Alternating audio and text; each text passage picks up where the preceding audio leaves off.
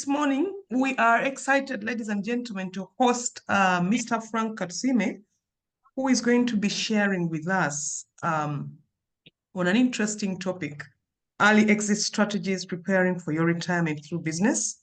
Mr. Katusiime is going to be sharing his expertise and experiences to help us better understand the importance of exit planning. I know that on this call, we have people doing different things. Some people are already in business. Other people may be planning to start a business.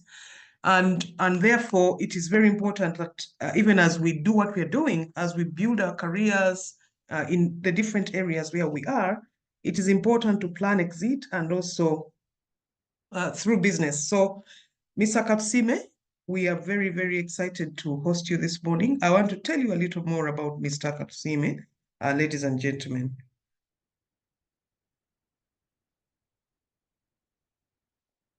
So, Mr. Frank Katusiime is the CEO and the lead consultant for Business Initiatives International Limited, where he has consulted in the areas of strategy, corporate governance, taxation, career transitioning, microfinance, real estate investments.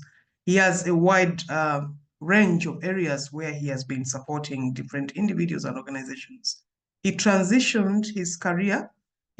First of all, I must mention that he lectured at MUBS when it was still the Faculty of Commerce. He lectured at UMI, and he transitioned career at the level of Assistant Commissioner in charge of Research and Planning at URA in 2008. So he's already going to be talking about what he has done. And today his special focus is in the area of managing career transitioning and entrepreneurship with the bias in the real estate sector. Please note that. And Mr. Katusiime is an author. He has already published 2 books. And these are Money Mistakes to Avoid. I'm sure you've seen this. And Deadly Business Mistakes.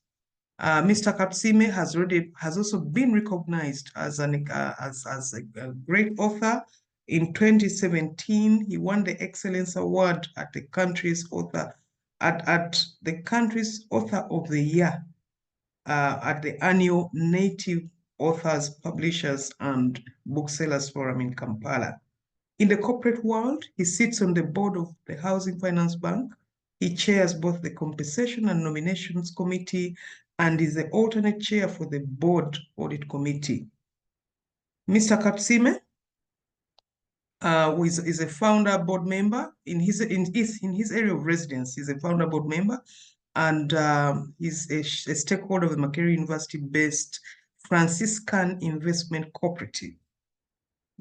In his community of birth, Mr. Katusiime chairs the Board of Finance of North Kigezi Diocese. He's a member of the Diocesan Council and that of the Synod. There is a lot I can say about Mr. Katusiime, ladies and gentlemen, but I'd like to say that we are honored to be with you today, Mr. Katusiime, and we look forward to learning from you on how we can plan for our retirement early through business.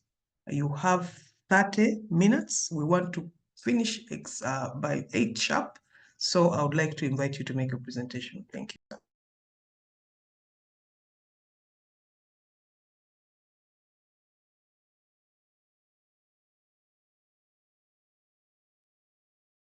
Yeah, thank you very much, Dr. Diana, Director. Thank you very much, Edith, and all of you, ladies and gentlemen. I want to say good morning. I'm happy to be here this morning, and I want to thank you, Diana, for inviting me to be with your people. I hope I'm audible. Is somebody hearing me? Yes. Mr. Katusiime, you are audible. We can hear you. We can even see your video. Thank you. Oh, very good. Happy to hear from you and have you. Yes, I'm trying to put the video, but I can't also see it. But anyway, the voice is that. Thank you, Diana, for the kind.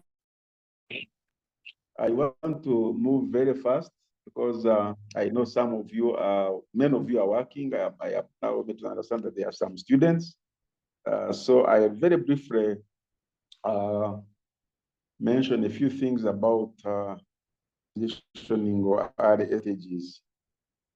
My theory about why you should think of positioning career, or why you should think of exit, or even exit, and when you should think of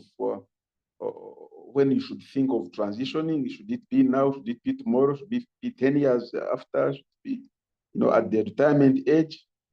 First of all, before you think of exit, the issue is you think of exit because you don't control your employment. If you are employed, it is both you and your employer, and the biggest bit of it is your employer, because you might do everything you think is good, but then the employer can wake up want you to exit.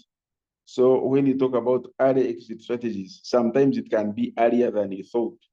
So you should actually be ready at any time. There is a saying, a local proverb, that insanafu egendanga manyo gari open. That insanafu goes when the mouths are open, so that in case anything comes, it will just get you and protect itself. So early exit, you can exit anytime. Then we shall also talk about what to avoid when you are preparing. We shall share some successful examples given time, and maybe you shall have time for a question and answer. Dr. Diana has talked about a lot about me, but maybe just to pose the question, if you sometimes you might find that you are working in MUBS or elsewhere, but you are supposed to have exited. Or sometimes you might find that you are working, but you are supposed to exit anytime. And I have 4 questions that will ask. What do you consider going to exit? The first question is, are you serving your purpose? We are all created for a purpose. Some were created to be drivers. Some were created to be professors. Some were created to be pastors. And some were created to just be there and entertain people. So the question is, are you serving your purpose? If you think what you are doing, it is not part of you, you don't like it. Every time you wake up, you are like, I'm feeling weak. On a Monday, you are even weaker.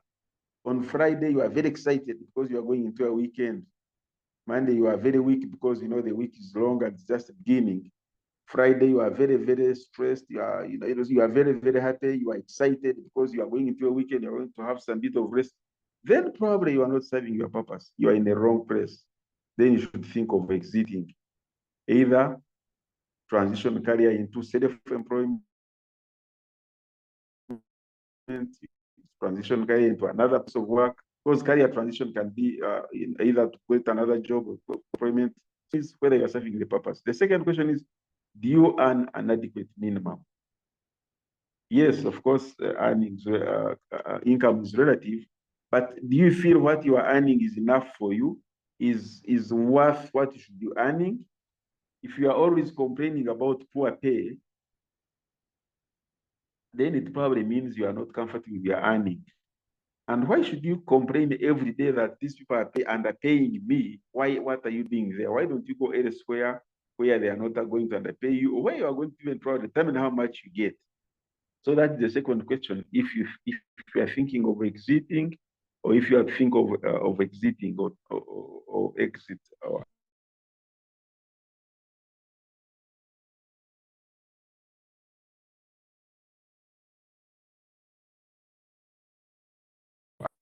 either exit. Then the third question is, are you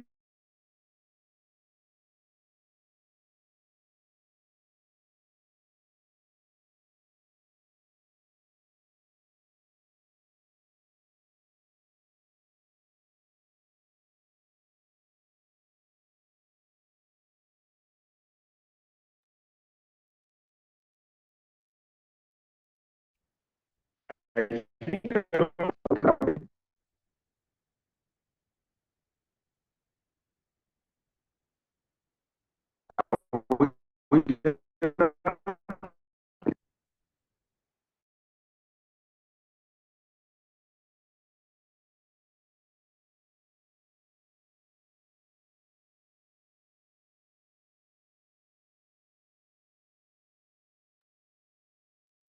you hearing me, people? The network was unstable. You were on and off. Yes, I'm trying to. Now we can hear you. Okay, thank you. I don't know, it just, yeah, Maybe the video, could be the video was disrupting. Yeah, let me remove the video. Yeah. So I was talking about whether you think you are mentally engaged. The first question was whether you serve your purpose. The second question was whether you earn something that you think is worth your input. The third question is whether you are mentally engaged adequately. Because if the level of engagement is not adequate mentally, I was giving an example. You are a PhD holder. You are a professor of strategy. You are a professor of entrepreneurship, but your duty is to manage office attendants. Now, do you think you are mentally engaged adequately? And sometimes you can have that kind of criteria. Somebody says, no, because maybe you are not good in class, maybe students don't like you, maybe you have issues with your supervisor. Okay, let me put him in charge of managing office attendants. So that means maybe you might feel you are not mentally engaged adequately. You are not using your human capacity, your human capital to serve your purpose. So in that case, you'd think of another exit strategy. The last question is, are you preparing for life after? There are people who get a job, it's a very good job. They start working, they enjoy it, and they put all the energy in the job, and they forget that there is a time when the job will go. So even when you write the job, you are serving your purpose, you are getting a minimum amount you want, you are engaged mentally fully. But the question is, are you preparing for life after? In that job, you must prepare. And that is why you hear people thinking of side hustles. Recently, you have heard government saying they want to stop people in education from having education institutions, people from health sector, from having clinics and things like that. It can also come to you, but it is something that has been part and parcel of the country. And it is something that me as an entrepreneur, I encourage because I've had side hustles. Even when I was in school, I started participating in business in 1985 when I was in senior 5. And I started trading in honey, trading in produce. And that kind of trading brought me to Kampala. And up to there, I do trading. So a side hustle is something I encourage because at some point you find you are educating, you are managing yourself, but you have nothing to keep you busy. You have nothing to make you earning. So after my education in 1990, I went to, as they said, I came back to Makerere to teach in the Faculty of Commerce. But even before that, when I was in Makerere, I was doing some side hustles. I was trading in stationery. Edith and some of you who were in Makerere those days remember that we used to get stationery, boom, some little money called boom, then some textbooks, then some reams of paper, and most of the students would sell them. And I was one of the guys buying these things and selling them at a profit in town. This was some kind of preparing. I knew, of course, I'd finish school. I knew I would work. I'd finish working. But, you have to keep yourself busy. You have to always have something that makes you earning. So wherever you are, don't mind whether you are a student, but of course, make sure that what you do when you're a student does not distract you from the current role you are doing, from the main subject. Because your main subject when you're a student is to study well, get a good degree, and then you go to the field. So if that side is going to distract you, please wait until you finish. But if you are employed, my encouragement is that you should have something aside. If you don't have something aside, active incomes, have something that like passive. Save your money in some passive investments which can bring you something, so that you don't have just leave your money on the savings account, the current account, where it almost doesn't earn anything. So fast forward, maybe since I'm sharing practical experiences, I started this business in 2005. That's when I established Beer, and we are located in Old Kampala, just between the police station and Aga Khan High School. We have our building, which is called Beer House, and this is where we conduct our business. It's essentially consultancy. It is real estate. We do consultancies when we are called upon. We do not run around looking for jobs. So we are really essentially in real estate, often also called upon to do tailor-made and customized consultancies. So what should you do to prepare for an early exit? And this is very important. If you are thinking of an exit, what is it that you should do to prepare? One, identify your talent or your passion. What is your passion? Where does your talent lie? Because sometimes you might have a passion for music, but whenever you sing, everybody laughs. Yes, that's a passion, but maybe that's not where your talent is. You have a passion for music, but you have a talent in quarreling. I have ever given this example of Katusiime. She has a talent in quarreling, but she coined it into an advantage. She can sit on a TV screen, quarrel, abuse somebody, and everybody is laughing, and you pay her money. So your talent is in singing, your passion is in singing, but your talent is in quarreling. Maybe then you should be a comedian. So identify your talent, identify your passion. If you both have the passion and the talent in the same area, then you are very lucky. Pursue that. And of course, it's also, you can have a talent in many areas, but the level of the level of talent would explain the level of competitiveness when you pursue that. Number two, ensure existence of a market in the talent. If your talent is entrepreneurship, and you like, and by the way, your talent can also be very specific. I am an entrepreneur, but for me, what I like most is selling and selling. Yes, if that is what you like most, and say for me, when I get into entrepreneurship, my business would be in selling. Now the question would be, can you sell and selling throughout the year? If not, then you can try to widen your talent and see how you can play around it. So the existence of a market, yes, the market for selling is there, but for how long? Then number three, plan and implement when you are still employed. Because that's again why I was talking of side hustles. When you are still employed, when you are still earning steady income for those who are earning, then you can, play around with that kind of money that you have, that kind of income. Because if you play around with the salary for March and it is burnt, you know that your employer will give you the salary for April. If April is also burnt, you wait for May. But you can imagine if you have no salary and you play around with what you have, and then it is burnt, what happens? Where do you go to? So that is why I encourage people to start those side hustles when they are still employed, so that you get all those experiences, all those disappointments, and you can now move on going forward. I have done all this when I was a student and when I was still employed in URA.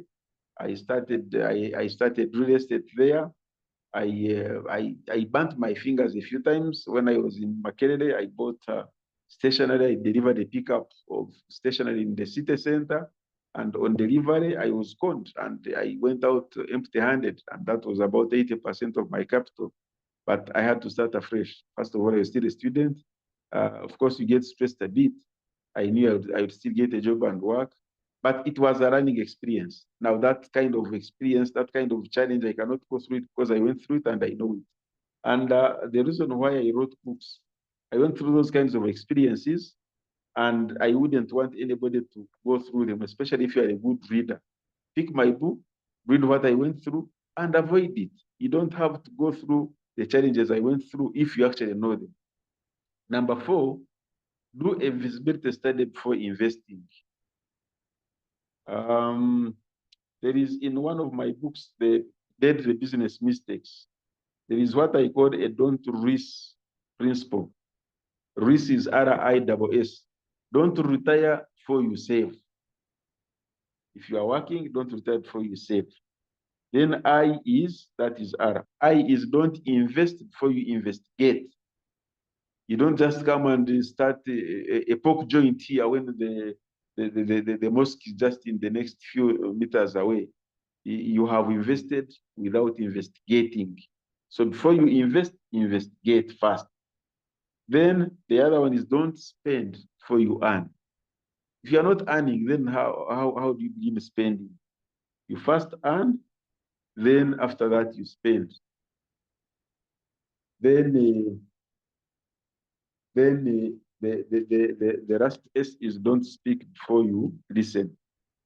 That's why we normally first present, then we give you time for speaking or for asking questions after. So don't speak before you listen, first listen, and then you speak after. Because sometimes what I'm going to say or what you might want to ask, I'm going to talk about it, I'm going to touch it.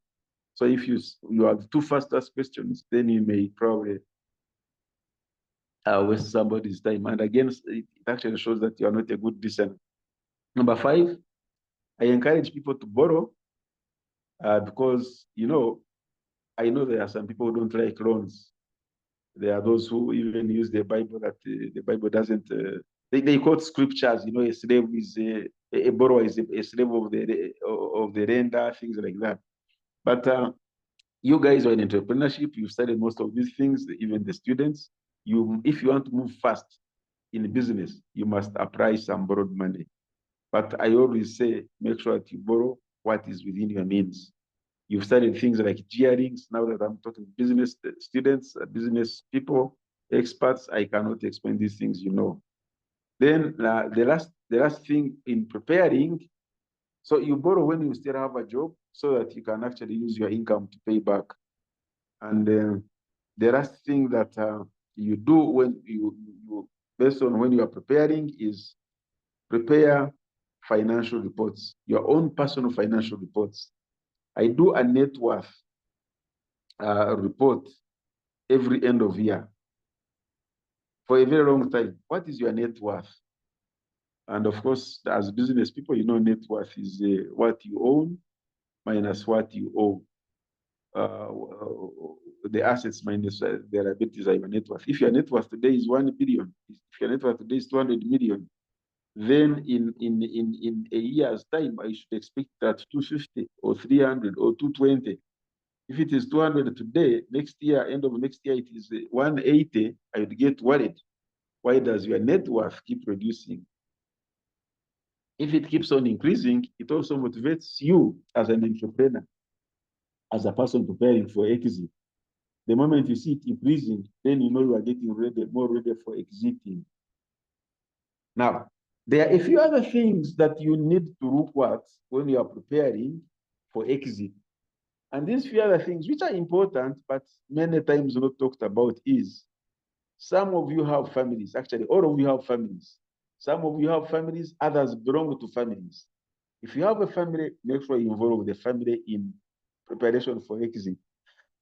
When I transitioned from URA, I spent 3 years compromising with my wife, leaving URA. Because my wife was a teacher, and whenever you go to Chitante where she was teaching, Chitante Hill School, they would tell her that, the commissioner has come, and she would feel nice. My husband is a commissioner, he has come to see me. So I think she was partly looking at when this man retires and he comes to pick me, who would have come to pick me? No title. And if you're preparing for an exit, for exit, prepare also that at some point you may not have a title. Now, it depends on how you look at it. My son wrote a book saying that another would look at it. When you exit, you may have no title. But if you exit positively, you may have a title you want. Because for us here in this side of the world, I can decide to be a bishop today. And I say I'm a Bishop Frank Katusiime. I can decide to be a CEO like you have had them introducing me. I'm a CEO Frank Katusiime. The only question is you'll say, I'm a CEO of beer. Say, but what is that beer? But as far as title is concerned, you can decide anything. So make sure that you prepare, involve your family, so that tomorrow they don't say, hey, you mean you no longer have a job? You have had people who leave jobs and then they keep on driving every time to the employers. so that they sit there and they look as if they are still employed. Number two, build a brand name, build a profile. In one of my books, I actually say that the biggest asset that anybody has is the name. If they know Frank Katusiime as a thief, if they know Frank Katusiime as a con man, then it will be difficult for you to associate with serious people. A con man will always associate with con men. And by the way, con men dodge each other. They want to associate with people whom they can con. So you'll find yourself isolated. Build a brand name so that when you live where you are, they know this guy is a respected fellow. When he says, I'm coming there at 8, he'll be there by 8. When he says, I'll not come, he means it, he's engaged. Don't bother him, he has told you what is in his mind. But if somebody says something and you say, that one, he has told you that, that one you can't be sure. Then number 3, network. Network as much as possible. 70% of what we are is because of the network. When I left URA in 2008, August 24th,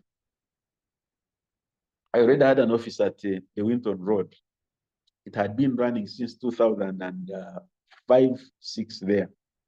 So I was actually joining my office. But at that point, I had 2 offices. I was in URA, but then at the Winton. So this time I crossed completed to the Winton. Now, about 60% of my clients at the Winton was from URA, my former workmates. So where you are, if you are in MUBS, that network is very important. People are not with you because they are just albums to look at. They are a resource for you today and tomorrow. Build that network, get the network of your OBs, get the network of your relatives, get the network of your friends, and consolidate it. Because they are the ones who are going to ask you to do something for them. I'm actually talking to you because of the network I built when I was teaching in MUBS.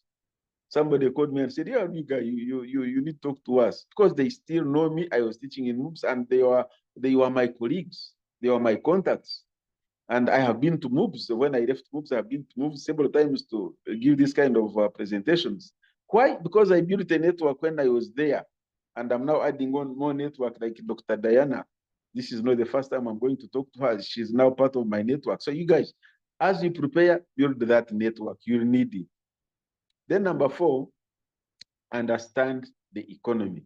Understand the market. Where is the market going? Where, fortunately, you guys, you are very well placed. The reason why I did the business subject, I knew I liked money. I didn't like being poor because I grew up in a humble family and I liked being fairly okay. So I joined a business school because I wanted really to access money easily. Now, you are in a business school, you certainly know that half of the world's mountain gorillas is in Uganda. Half of the world's mountain gorillas is in Uganda. That's an opportunity. You know that Uganda is home to Africa's 2nd deepest lake, Lake Bunyonyi. That's an opportunity. This is something you can market in tourism. Uganda is the best English-speaking nation on the African continent. It was voted recently as the most friendliest people. We are the most friendliest people in the world. We have been ranked amongst the best places to visit in the world from 2017 onwards. It is one of the best destinations. So if you are thinking of where can I go, then tourism is a good area. And of course, you as business people, you have a lot of those other facts. I don't want to preach the converted. But what I'm saying now is understand the economy, understand when you want to go. If you want to go to the PDM people, you know what you want to do with the PDM because it is now something on the market. So know where you want to go. Then I talked about number 5, the don't risk principle. I have already explained it. Don't retire before you save. Don't invest before you investigate. Don't spend before you earn, and don't speak before you listen. Then I also, the last one is number 6, be faithful and have faith. As Dr. Diana told you, I am a key participant in the church. I sit on the synod, on the council of our church, of our diocese. But it is important to have faith. You don't have to be the same church, but you must have faith somewhere, somehow. Even if it means having faith in is it Mama what? Was it called Mama Tendo? I have forgotten that one. Even if it means having, but have faith. Because the moment you do something without faith, then it will not, at some point it will collapse. It will not materialize.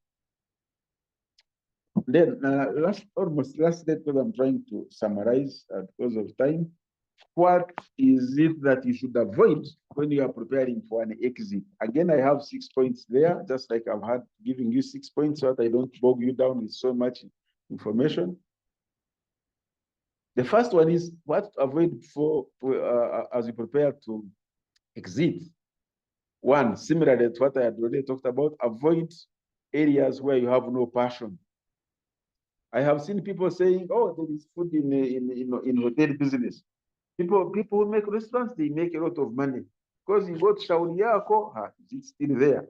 You go to the downtown, you buy a plate of food at 5,000, but then you come to in the middle, you buy it at 30,000.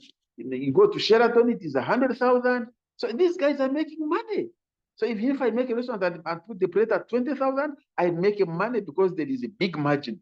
You run into hotel business, but you don't even know how to fry an egg. You don't even know how to boil water. You boil water and it gets roasted. Now, that is not your passion.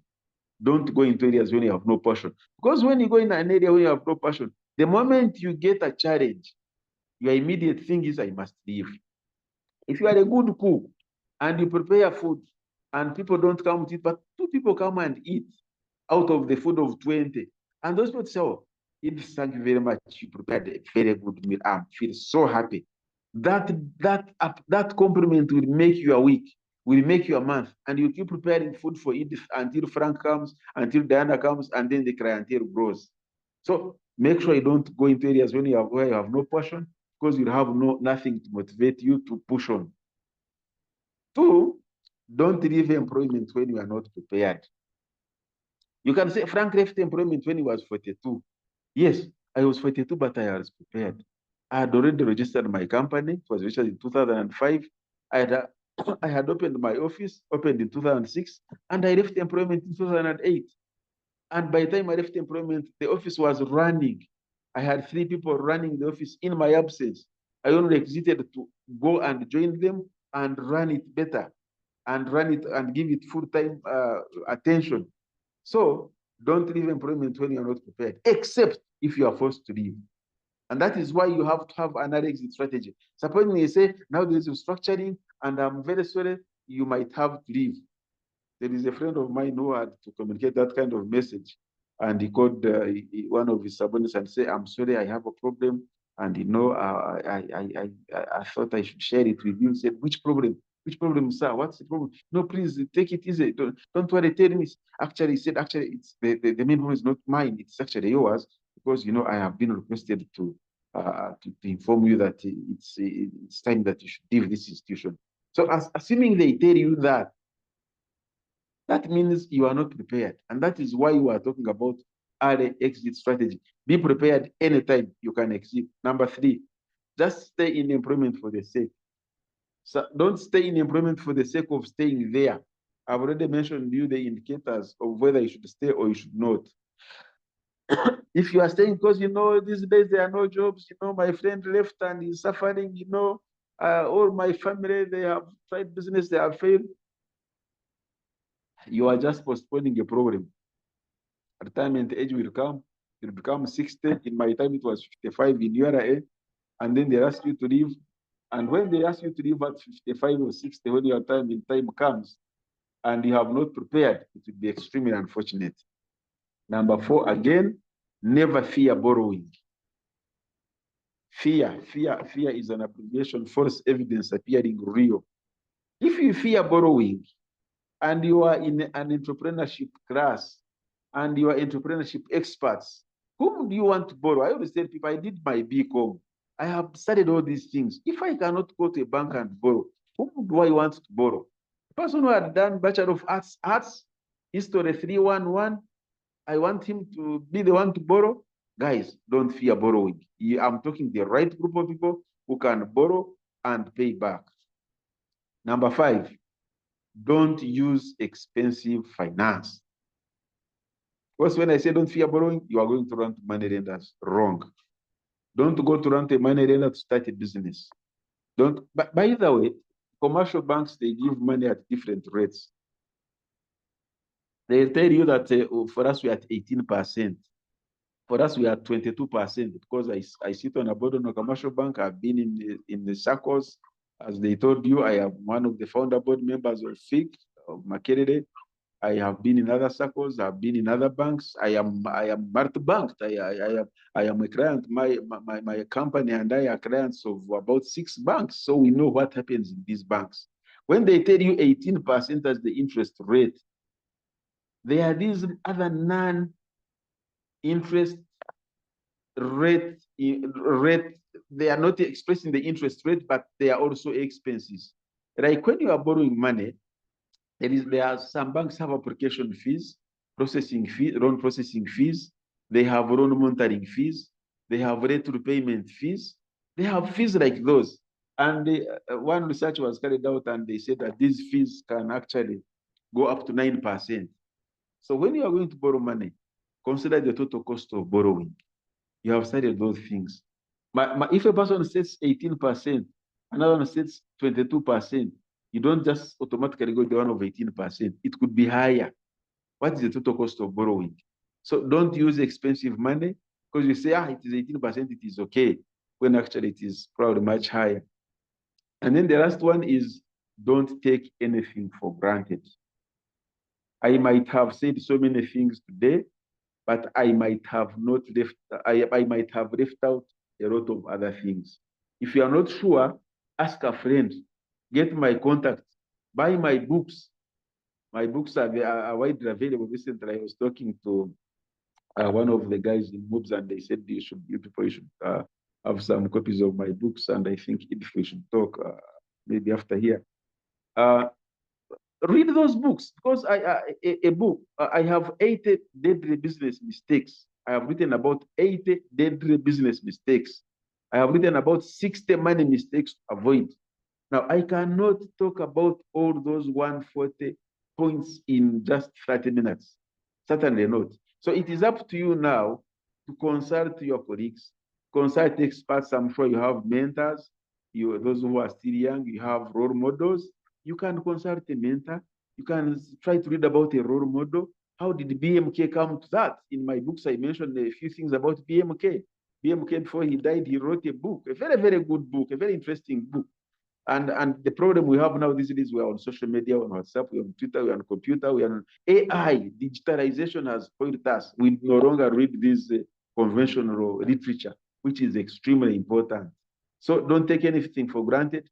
If you want to go into a particular industry, read about that industry, consult about it, talk about it. You are in an entrepreneurship class, invite people to talk to you like you are doing now. Actually, I must commend you, Director Diana, for this initiative. Because for us, when we are at campus, we didn't have this kind of opportunity. You just get the formal lectures.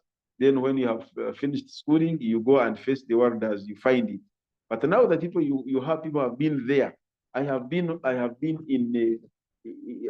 transitioned from employment to self-employment. I'm now over 16 years in self-employment. I know what I'm talking about. When I say I have challenges, URA is always telling you, come and pay this. When I say I have challenges, the bank is saying, you borrowed money, come and pay it. I know what I'm talking about. So when you just go and borrow, say, Frank said you borrow, you have taken the precautions. And since I know there is time for questions and answers, we still have a few minutes. I want to call it to stop there and hand back the mic to Diana if I have. Thank you very much for listening. Thank you very much, Mr. Katusiime, for a great presentation. It has been an exciting presentation. Thank you for finding time in your busy schedule to come and talk to us. This is a very relevant topic, exit strategies, preparing your retirement through business. And I think we've got the right person because I agree, you exited early. I remember we were working together in Faculty of Commerce, and you've shared with us your wide experience. Thank you very much for finding time. You've taken us through how to prepare for early exit and the reasons why you should exit early. You've told us what to do if you are to start Do not retire before you save. Do not invest before you investigate. These are key guidelines that you've given us. We appreciate you so much. You've taken us through issues of what it is that you should avoid. Avoid areas where you have no passion. Avoid leaving employment when you are not ready and prepared. Such things. I will not repeat your presentation, but to appreciate you. I would like also to congratulate you for getting the award of authorship. Congratulations. And nice to learn that you've written books. I think we should be able to get access to these books so that we learn more and more from you. Without wasting any more time, I would like to invite Mr. Mustafa Mutaka to handle the Q&A quickly so that we are able to finish this. Thank you so much, our dear host this morning, Dr. Edith Pasarwa. Also allow me to appreciate this morning, Mr. Frank Katusiime, for the great presentation. It was really timely. Thank you so much for the presentation. Ladies and gentlemen, my name is Mustafa Mutaka. I work with MUBS and I'll be handling the Q&A. So ladies and gentlemen on the call, if you have your question, please you go in the chat or in the Q&A and type your question, or you can raise up your electronic hand. I'll be able to tap on you and take your question to the presenter. Mr. Frank, on the call, you've had over 150 listeners, and I know they have picked a lot. You've had entrepreneurs, professors, doctors, lecturers, policymakers, and many others on the call have been listening to your presentation. I can see in the chat, people appreciating you for the great presentation. And here from Mona Guma, Sebuleva says a very realistic and good presentation. Thank you, Mr. Katusiime. It will be grateful if we have your contacts. Mr. Katusiime, I think people need to also have your contacts. I think they get in touch with you on a personal basis. Yeah, people are commending your presentation here, and they're asking, I can see a question from a Pat. Pat is saying that, what should one do when they are suddenly exited? Like what has occurred with the USAID phrase on global funding in the development aid programs?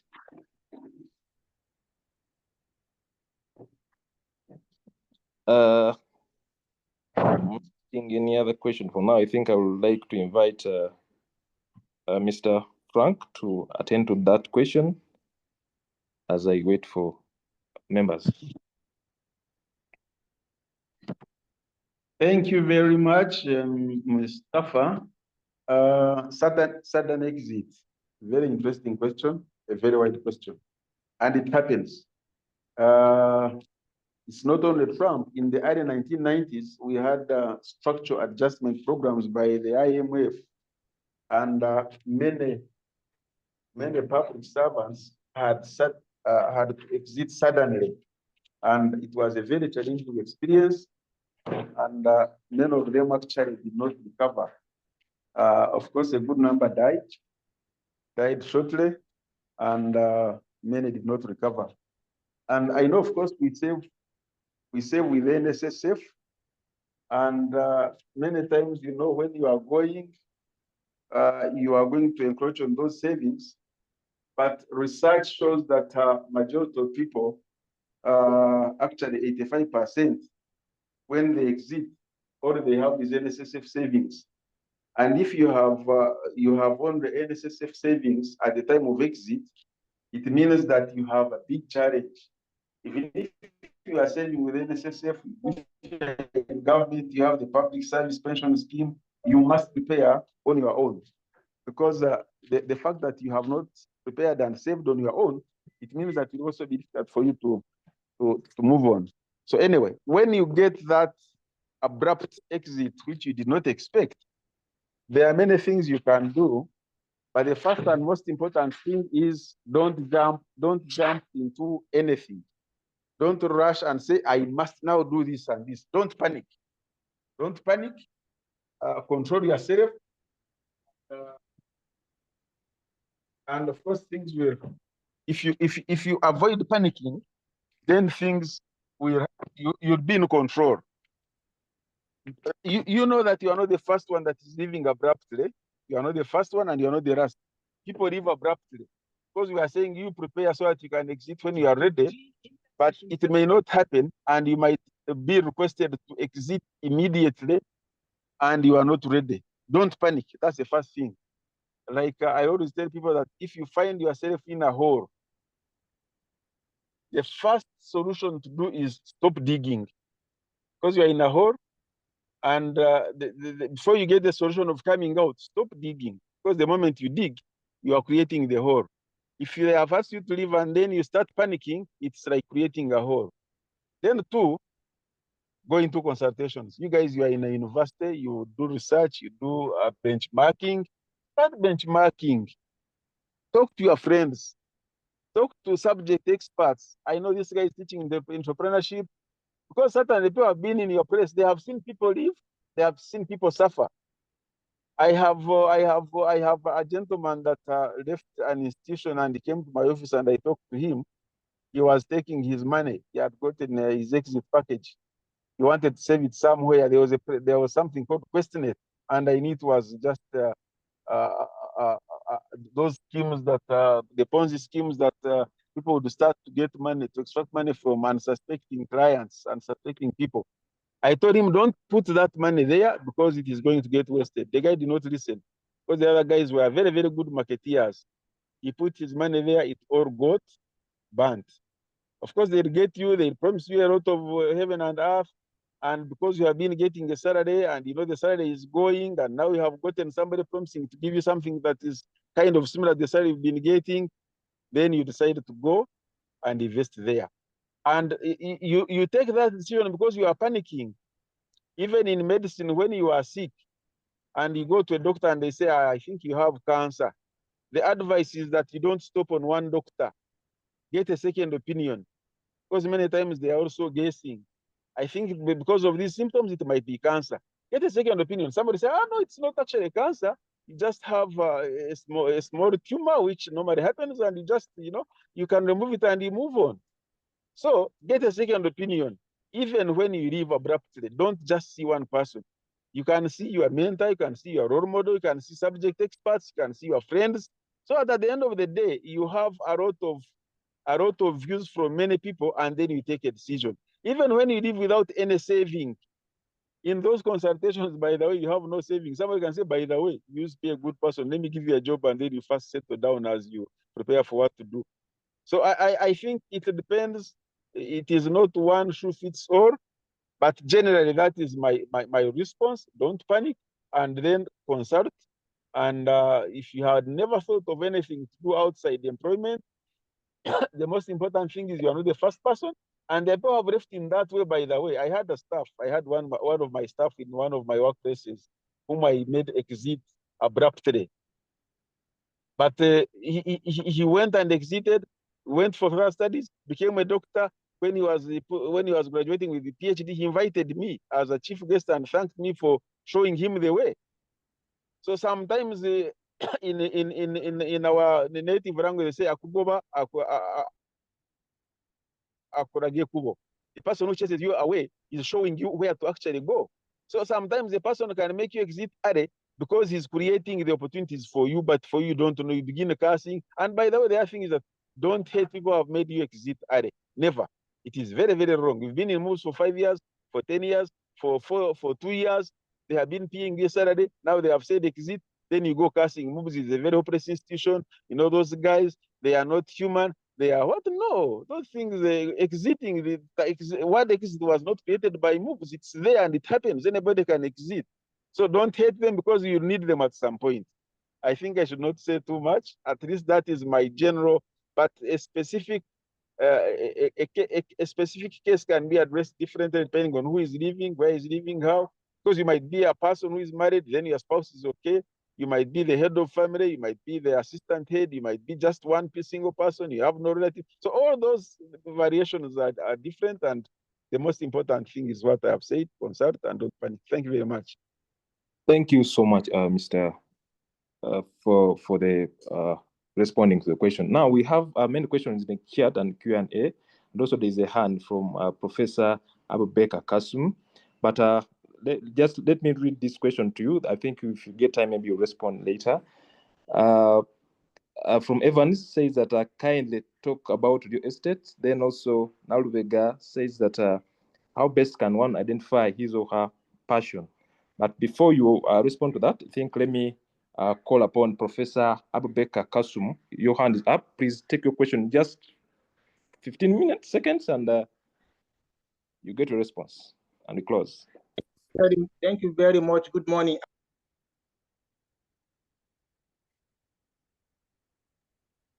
Good morning. I hope you can hear me. Yes, we can hear you. Good morning. I'm hearing you, Professor. Thank you very much. My question revolves around a situation where one is interested in some side hustles, or you have funds that you can use for business, but you don't have time to personally attend to it. How will you go about it, especially in a situation of where we have a lot of people that cannot be trusted with other people's money? That is my question that I want you to help us to kind of address. You have funds, you want to do business, but you don't have time. Issue of entrusting other people, with trust issue. Thank you. Thank you very much. I think I'll probably start with the one of Professor. Right now, moving from where he was to join a board meeting, which is supposed to begin at 8. But so I'm speaking when I'm moving, but that's okay. Now, Professor, that is a very big challenge. Integrity in this country, in other countries, is a big challenge. Some people say Africa, but even in Europe, even in these developed countries, integrity is a challenge. Only that for us, we exaggerate and talk about it always. Because if you hear that people are getting kickbacks from these fast words, they are getting them from who? It is a big challenge. And in one of my books, I actually talk about equating integrity with virginity. And I encourage people that, you lose integrity once. The moment you have lost integrity, it is very, very, very difficult to regain it. People know you as a person who has no integrity, and that is it. And unfortunately, in this nation, it is something that is quite wide. It is a big challenge. To the extent that people think that people who make a lot of money are the people who are hardworking, irrespective of how this money has been got. Now, when you come into business, there are some precautions you must do. When you employ somebody, before you employ somebody, make sure you do due diligence. I sit on a board of one institution, and they employed a person without doing due diligence. In a short period, this is a financial institution. He had stolen 300 million in just a period of one year, and it is a small financial institution. So when we went to check as a board of cost management, how did we get him from, blah, blah, blah, blah. They said this guy was in another financial institution and he had caused problems and they were looking for him. Then I said, management, how can you employ such a person without doing due diligence? At least let the person be a thief, but without your knowledge. A person was working somewhere, you did not bother to ask how he left, what he was doing, and you give him a job. So do due diligence. Then, of course, if you are a Christian or if you have faith somewhere, you have to pray about those things and say, God, I want somebody that is upright. Then, of course, as an entrepreneur, you must have culture for your institution. What is the culture in an institution? If you are in an institution of kickbacks, you're in an institution of, I have to get a cut. Then my first job was in the KCC at that time. I don't know about now. But that KCC institution, the salaries were so low. And the belief was that, you cannot survive on salary, you have to get over surviving. If you create that kind of culture in your institution, it will be difficult to attract a person that is upright. Then, so make sure that the culture in the institution is right. Then number 3, remuneration. Remuneration. How do you remunerate your staff? Is what you give them enough? And in case what you give them is not enough, because you might be starting and it's not enough. Create that human relationship between you and the person and the employee. understand the employee very well.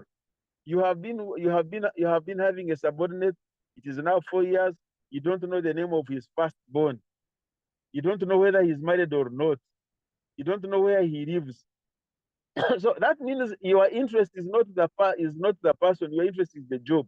But if you want the person to deliver, you must show that you have some interest in him, in what rotates around him. Because a person can sometimes decide to be to steal you, not because he's that bad, but because he thinks you don't care.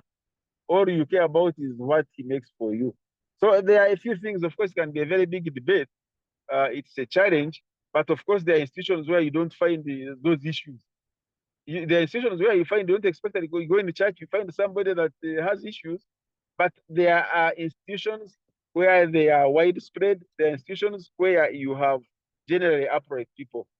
So culture, due diligence, and those are things I've talked about. Handle people like human beings. Yesterday I was reading a newspaper.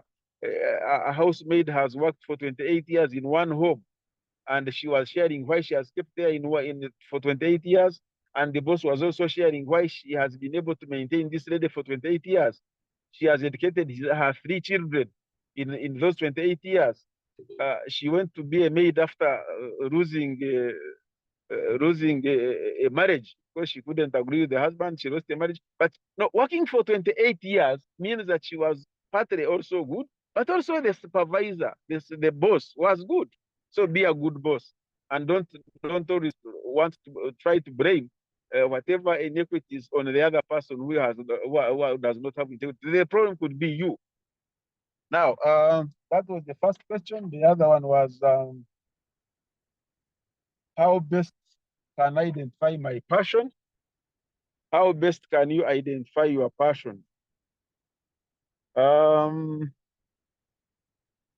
Your passion is where your interest lies. Something that you do and you enjoy doing without even getting paid or without any other consideration. If somebody says, come and make my hair, and you like making somebody's hair, especially ladies, that is where they most of the time goes, even men, but you are making your auntie's hair, your mother's hair, and you feel nice about that. Maybe that is a passion. For me, my passion is reading. I like reading. I also like business. But by the way, your passion may not be just one thing.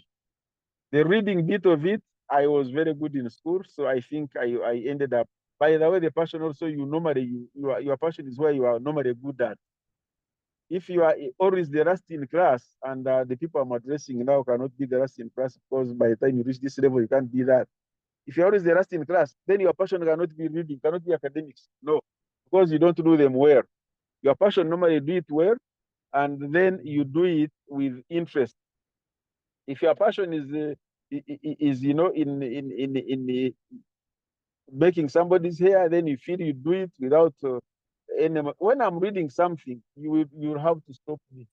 I may read until the other time my wife wrote a book. I wrote it in one night. And in the morning I was telling her about, say, how? Yeah, because I couldn't sleep. I like reading. This was my wife's book. I was reading the ideas she was putting across, and they were interesting me. So if you do something without being pushed, then that is your passion. Then probably that is your passion. And again, you normally have a talent. It goes together. The talent and the passion goes together. If you don't have a talent, you are not likely to like it. It is rare. Now, then the last question was from Evans about real estate. I must confess I didn't get it well.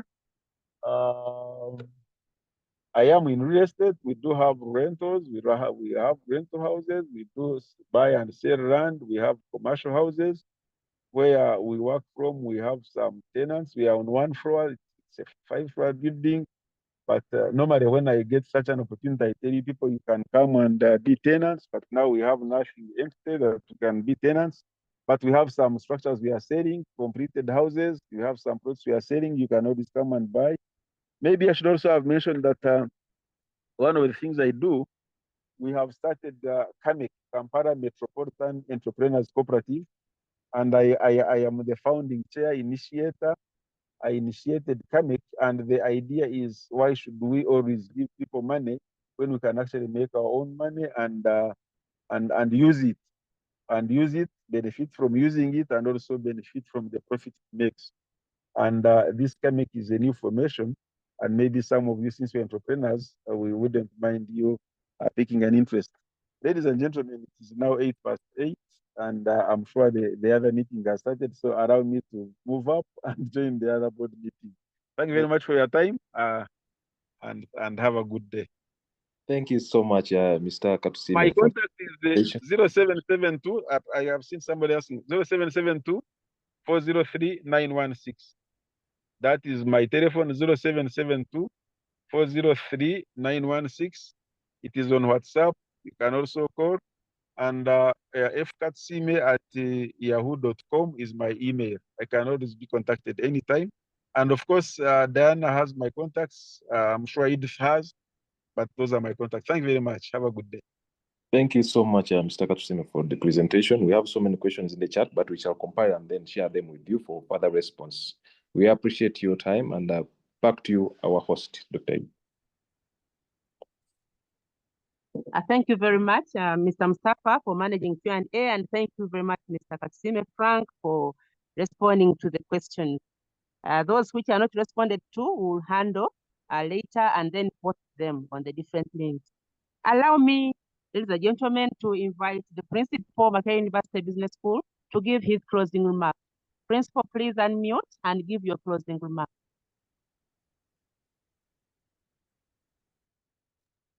Thank you so much, Dr. Basarirwa. And I want to appreciate Mr. Frank Katusiime. Those who don't know, Frank was our colleague at the Faculty of Commerce, Makerere University. And for me, I'm honored to have been taught by Mr. Katusiime business statistics in 1992. So it's a pleasure, Frank, to welcome you at your alma mater. The message on retirement, honestly, has not been common. And most of us, especially MUBS, have not had enough of that message. Perhaps 90% of colleagues who reach the age of 60 or time to retire or end of contract, they will always ask for renewal contract. And since we can't fight age, I think Bwana Katusiime is saying we should plan for it. And I liked the self-check questions, especially checking if we're engaged. I think that was spot on. And once we notice we have some free time, dear friends, I think a side hustle is important.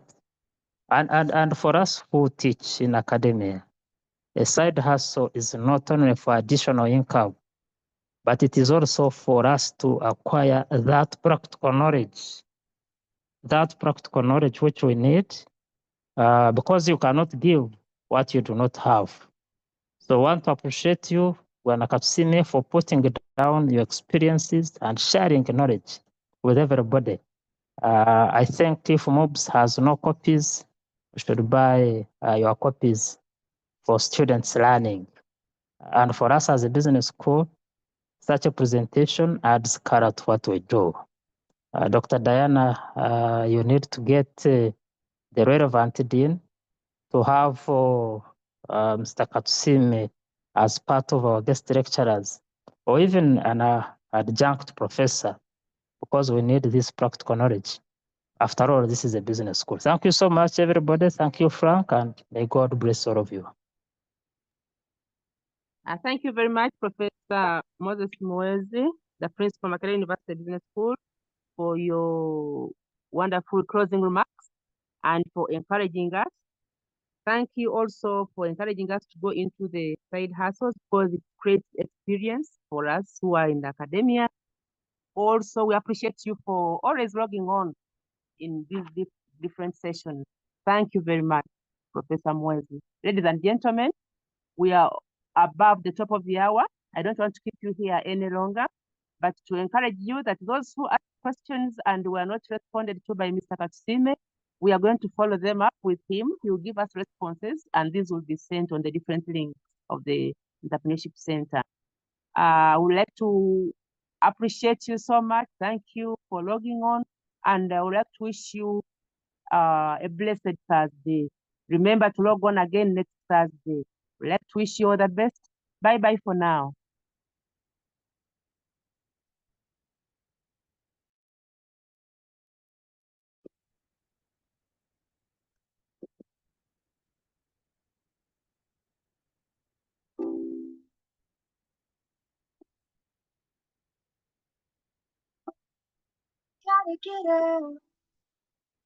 Gotta get up and make a move. 'Cause the world will never see you. So they don't really care what you're going through. So you gotta show 'em, baby. You gotta show 'em the real you. You gotta give 'em what you got. No, don't let them say what you know. 'Cause you are strong. You are wise. You are worth beyond 1,000 reasons why. And you can be perfect, baby. 'Cause nobody's perfect, darling. But no, there's nobody in the world like you.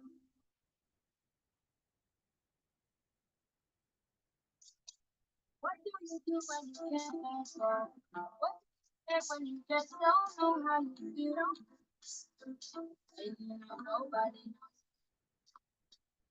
'Cause everybody's got their own day. So everybody's on their way. Day by day, it's rough. You know you have to. Don't always have to be strong all by yourself. I said it's okay to ask for help. People will find you, but they don't define you. And you will find people who help redesign you. People will find you, but they don't define you. And you will find people who help redesign you. You are a work of art that you didn't think you was right. Yeah,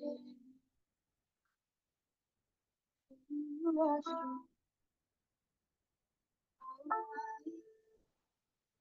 You are worth beyond 1,000 reasons. And you can be perfect, baby. 'Cause nobody's perfect, darling. But no, there's nobody in the world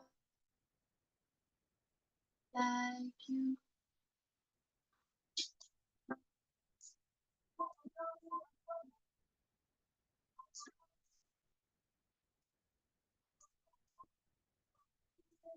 You know that you can be perfect.